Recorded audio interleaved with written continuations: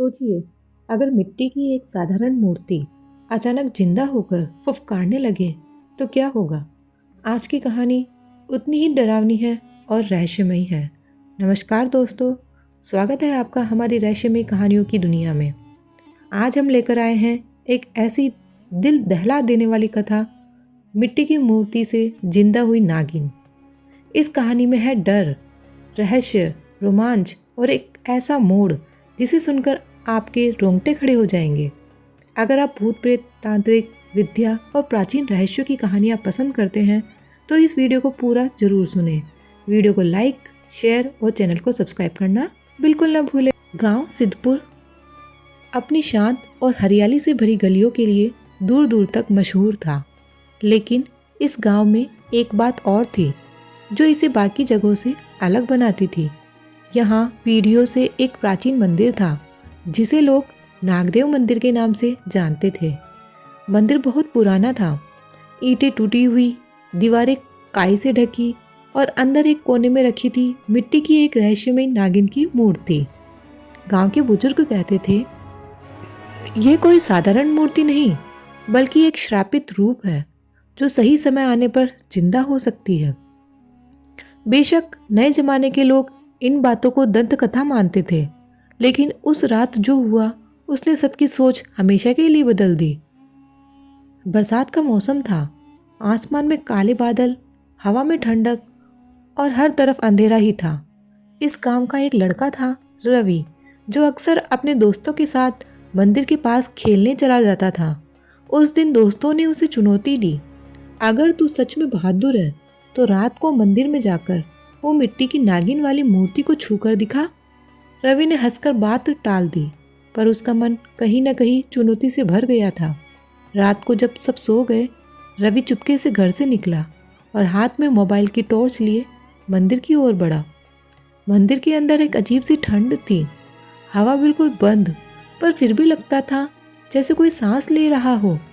रवि मूर्ति के पास गया, धीरे से उसने हाथ बढ़ाया और उस मूर्ति को छूने लगा, और तभी मूर्ति की आंखें हल्की सी चमकी, जैसे किसी ने उसे जगा दिया हो। रवि घबराया, लेकिन उसे समझा कि ये तो भ्रम है। वह वापस लौटने लगा, लेकिन तभी मंदिर का दरवाजा अचानक धड़ाम से बंद हो गया। मंदिर की दीवार पर टंगी घंटियां अपने आप बजने लगी। रवि चिल्लाया, कोई है, कोई है, दरवाजा खोलो। पर वहां कोई भी नहीं था। तभी उसके पीछे से एक हल्की सी फुसफुसाहट सुनाई दी। क्यों जगाया है मुझे?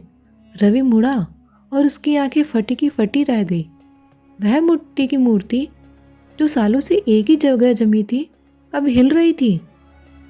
उसकी मिट्टी जड़ने लगी थी और अंदर से एक चमकती हुई काली सुनहरी चमड़ी वाली असली नागिन बाहर निकल रही थी। वह नागिन पूरी तरह जीवित थी। उसकी आंखें लाल, दांत नुकीले और फन इतना चौड़ा कि देखकर ही दिल दहल जाए।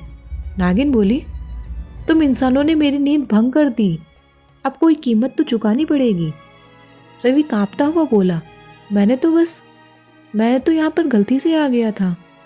नागिन ने उसकी आंखों में झांककर कहा, तुम्हारा दिल साफ है, वरना तुम अभी तक जिंदा नहीं होते।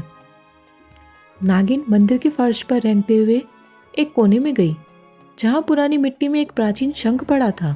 वह बोली, सदियों पहले मेरे ऊपर एक तांत्रिक ने श्राप दिया था। उसने मुझे मूर्ति के रूप में कैद कर दिया और कहा, जब कोई निष्कपट इंसान तुम्हें छुएगा तभी तुम मुक्त होगी। रवि धीरे धीरे साहस जुटाकर बोला, तो क्या अब आप आज़ाद हो गई हो? नागिन की आंखों में आंसू। तभी उसने कहा, हाँ, और इसका श्रेय तुम्हें जाता है। पर इसके आगे नागिन ने जो कहा वह और भी डरावना था।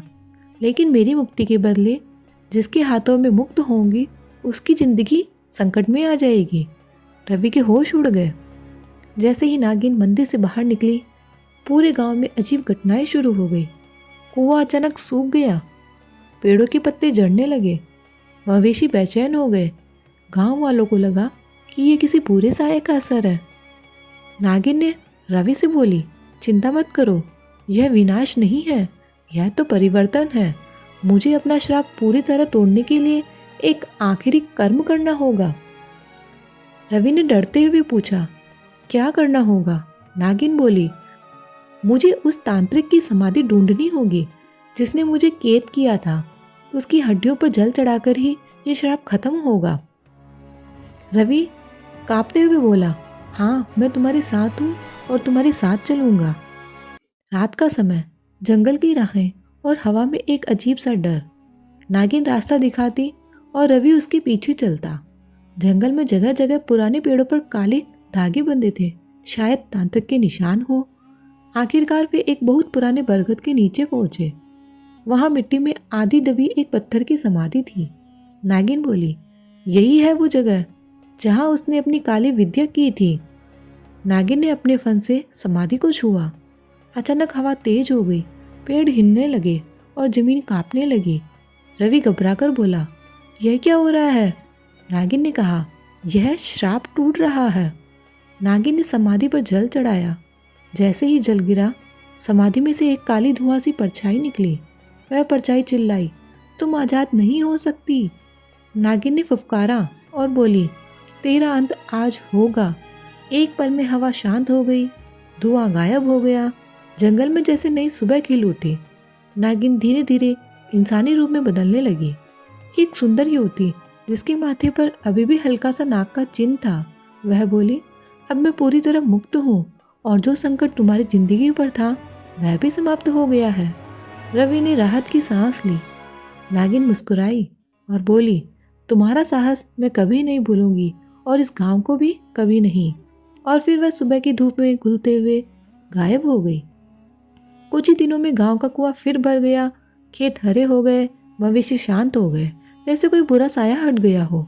लोग आज भी कहते हैं, मिट्टी की नागिन भले गायब हो गई हो, पर उसकी दया इस गांव के आसपास आज भी महसूस होती है। अगर आपको ये कहानी पसंद आई हो तो इस कहानी को लाइक करें, शेयर करें और सब्सक्राइब करें। Thank you.